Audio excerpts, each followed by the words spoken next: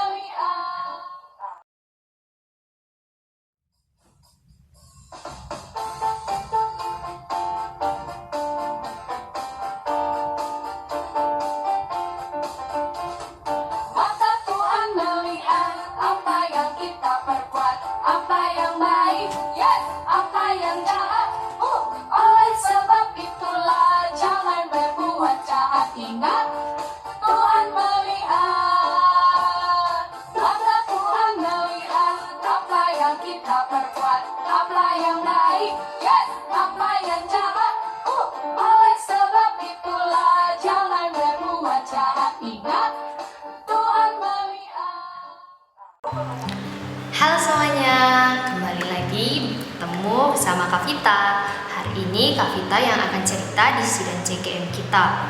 Tapi sebelum Kak Vita cerita, Kak Vita mau ajak kita semua sama-sama berdoa dulu ya. Kita siapkan hati kita, siapkan telinga kita, juga kita siapkan pikiran kita untuk bisa menerima firman Tuhan. Nah, semuanya ikutin Kak Vita berdoa. Kita seru nama Tuhan dulu 3 kali, habis itu sama-sama berdoa. Amin. Oh Tuhan Yesus, oh Tuhan Yesus, oh Tuhan Yesus. Tuhan Yesus, terima kasih Tuhan, karena Tuhan terus menjaga kami sampai kami bisa ada sampai saat ini. Tuhan Yesus, berkatilah hati kami, berkati telinga kami, juga pikiran kami, agar kami semua fokus mendengarkan firman-Mu. Tuhan Yesus, kami perlu diri-Mu, kami cinta padamu. Terima kasih Tuhan. Amin. Amin. Puji Tuhan.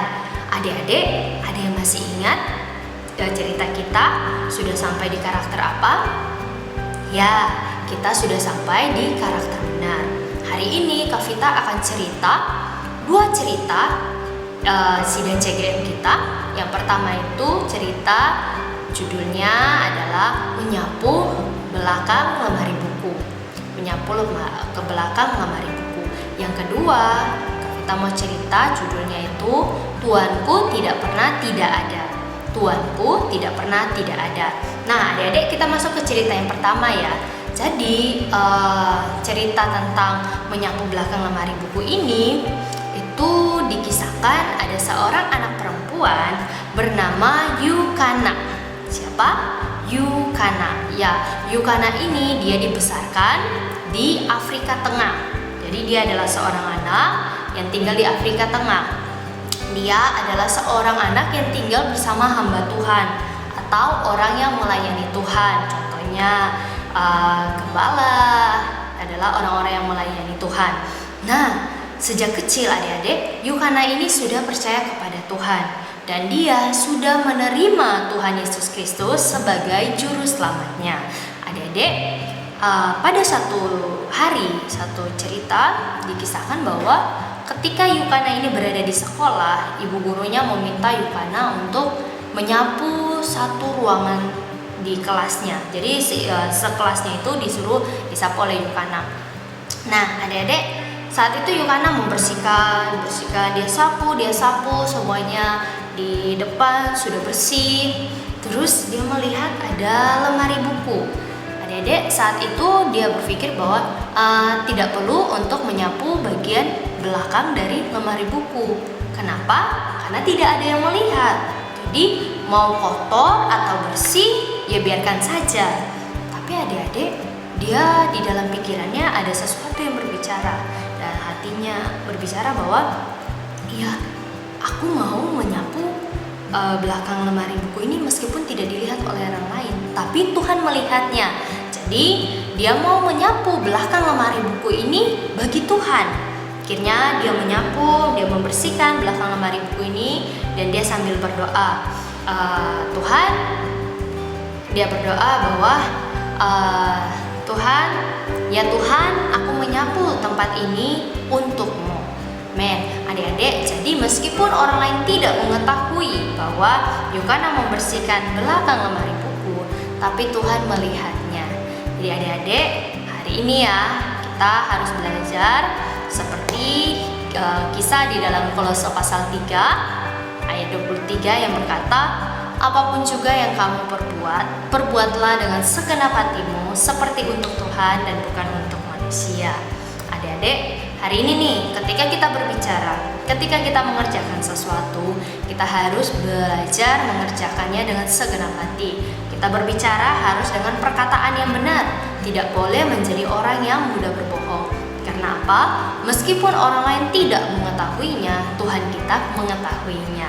Adik-adik, ketika Yukana membersihkan belakang lemari buku, meskipun orang lain tidak mengetahuinya, Tuhan mengetahuinya. Hari ini kita mau mengerjakan apa? Harus mengerjakannya dengan segenap hati, seperti untuk Tuhan dan bukan untuk manusia. Nah, Kavita mau cerita di cerita yang kedua yang judulnya Tuanku Tak Pernah Tidak Ada. Dikisahkan ada seorang pengusaha yang kaya raya. Dia adalah seorang pengusaha yang kaya raya. Karena ada satu keperluan, dia meninggalkan usahanya kepada pegawainya atau kepada hambanya. Terus pada suatu kali ada seorang pelanggan atau pembeli yang datang untuk mencobai pegawai ini. Dia ingin memberikan satu hadiah kepada pegawai ini, tapi pegawai ini menolaknya. Terus dia menolaknya dengan tegas. Terus pelanggan ini atau pembeli ini menjawab, Tuanmu tidak ada. Kalau kamu mau, kamu bisa melakukannya.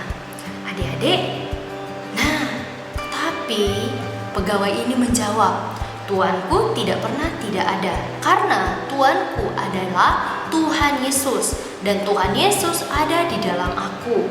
Dia menyuruhku untuk lihatlah Tuanku ada di dalamku. Dia menyuruhku untuk terus berbuat benar. Jadi adik-adik, inilah karena Tuhan Yesus ada di dalam hati dari pegawai ini, sehingga pegawai ini bisa berbuat mutlak benar dan juga dia bisa bertanggung jawab. Nah, hari ini kita harus belajar ya, menjadi orang yang terus melakukan segala sesuatu dengan segenap hati dan juga dengan benar. Tidak boleh menjadi orang yang mau berbuat baik hanya untuk dilihat oleh orang lain, tapi kita harus mau menjadi orang yang melakukan segala hal seperti untuk Tuhan dan bukan untuk manusia. Puji Tuhan. Puji Tuhan. Semoga dari cerita yang sudah disampaikan Kak Vita tadi, kita menjadi anak-anak yang terus berlatih dan belajar untuk memiliki karakter benar baik di hadapan Tuhan maupun di hadapan manusia. Nah, adik-adik, sekarang Kak Hana mau ngajakin adik-adik untuk hafal ayat yang ada di dalam Kolose pasal 3 ayat 23 yang berkata, apapun juga yang kamu perbuat, perbuatlah dengan segenap hatimu seperti untuk Tuhan dan bukan untuk manusia.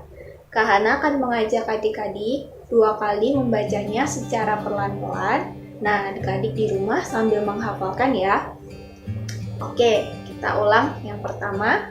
Kolose pasal 3 ayat 23. Apapun juga yang kamu perbuat, perbuatlah dengan segenap hatimu seperti untuk Tuhan dan bukan untuk manusia. Amin. Sekali lagi, Kolose pasal 3 ayat 23. Apapun juga yang kamu perbuat, perbuatlah dengan segenap hatimu seperti untuk Tuhan dan bukan untuk manusia. Amin. Puji Tuhan.